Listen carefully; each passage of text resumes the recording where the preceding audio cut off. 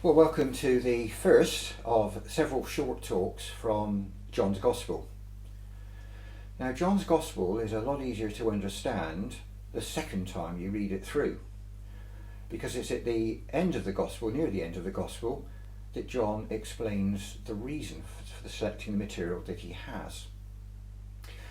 And so I'm going to start from the end of John's Gospel, from John chapter 20. And this is what John says.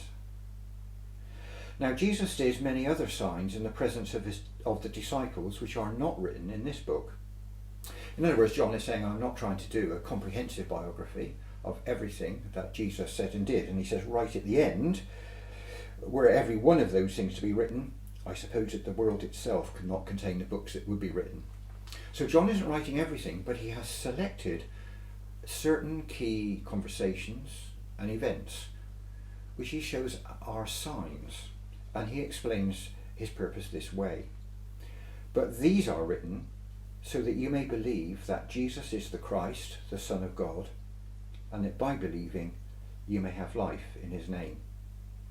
Now I'll come back to some of those terms. What does John mean by Christ? What does he mean by Son of God?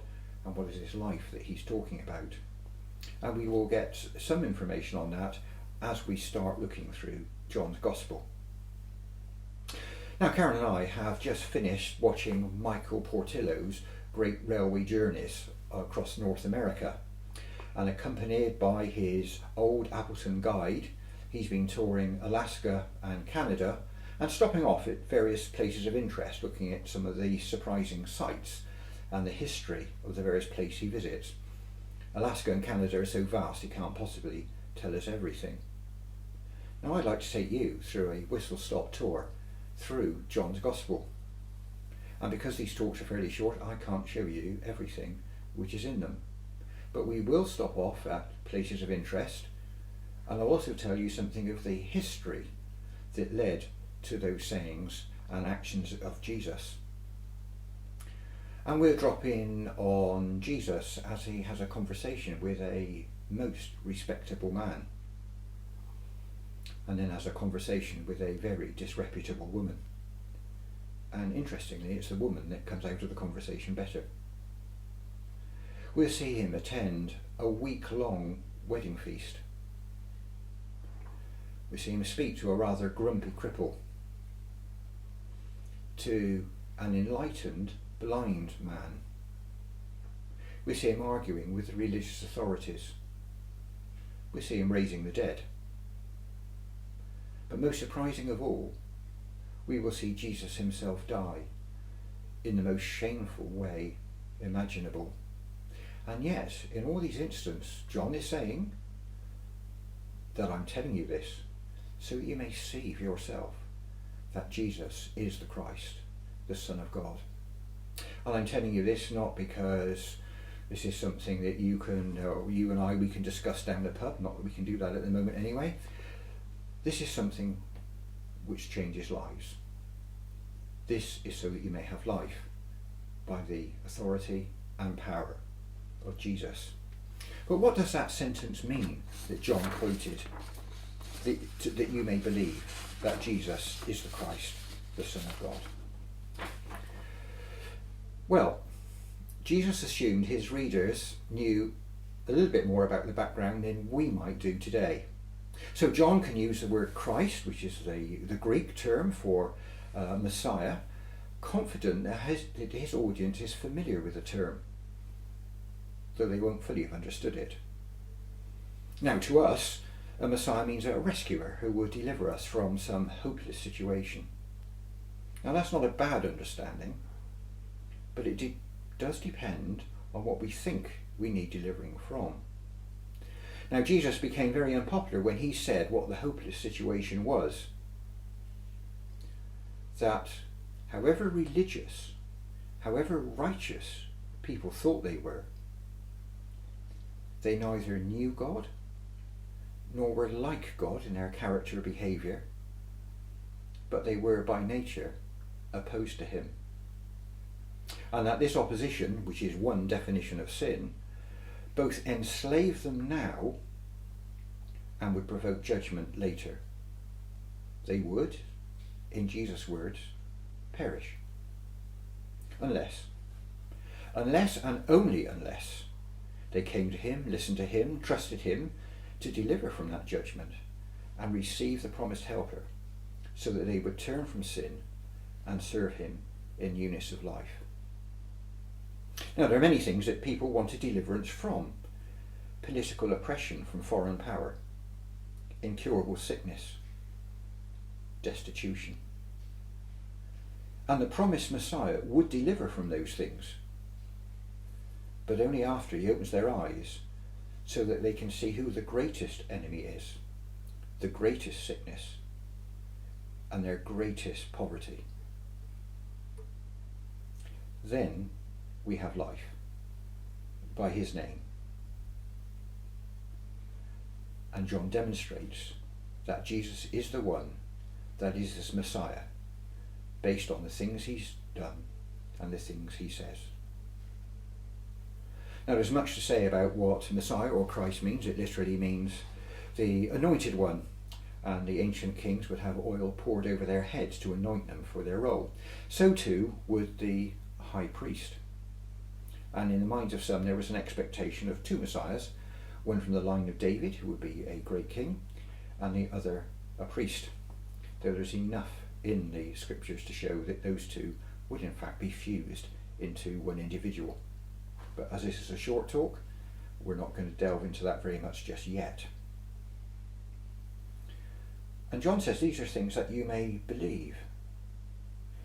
And yet we shall see in John's Gospel that many did see and that many did hear Jesus, but they didn't believe. Why was that? Now you see, evidence is necessary. Jesus calls us to serve him first of all, to trust him with our life, with our dying, and with our eternity. To, as the old marriage service puts it, forsaking all other, to love, honour, and obey him until death do us part. Except there will be no final death to part this union, and no divorce option. So we need to be very sure that this Jesus is who John says he is. And that's why John wrote these things for us. John doesn't expect us to take a leap in the dark. He expects us to be convinced. Yes, evidence is necessary, but evidence does not necessarily lead to belief. Because there's a conflict between the pull of evidence and the pull of our own desires. I found atheism convenient. Gave me a license to do as I pleased under a cloak of respectability. I didn't want that cloak taken away and the thoughts of my hearts exposed. I didn't want my career, my ambitions, my pleasures, my relationships to come second to the rule of some Messiah or even to the rule of God. John provides eyewitness evidence of what he's seen, heard and touched. But the battle between belief and unbelief is less in the intellect than in the will. Now John does also tell us of those who wholeheartedly trusted in Jesus, the Jesus they lived and ate with. They had complete confidence in him. But then, out of the blue, personal disaster. And how could they go on believing when they were so let down, so humiliated?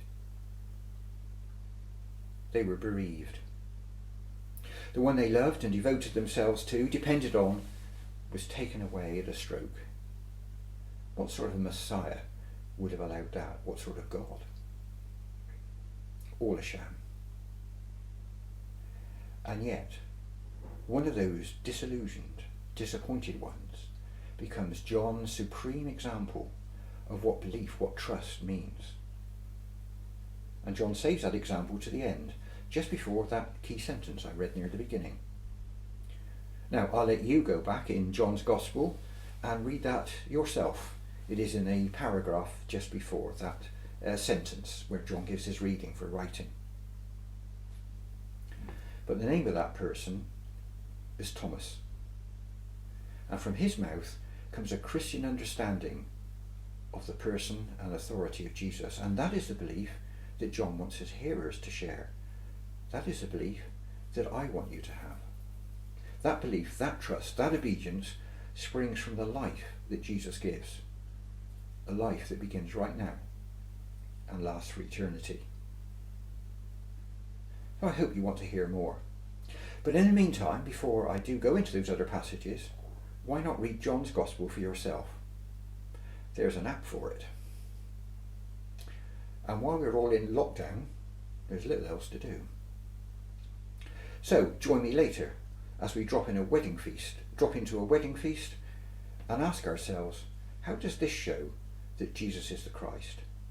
How does this show he's the one to give life? But that's later. Read John's Gospel.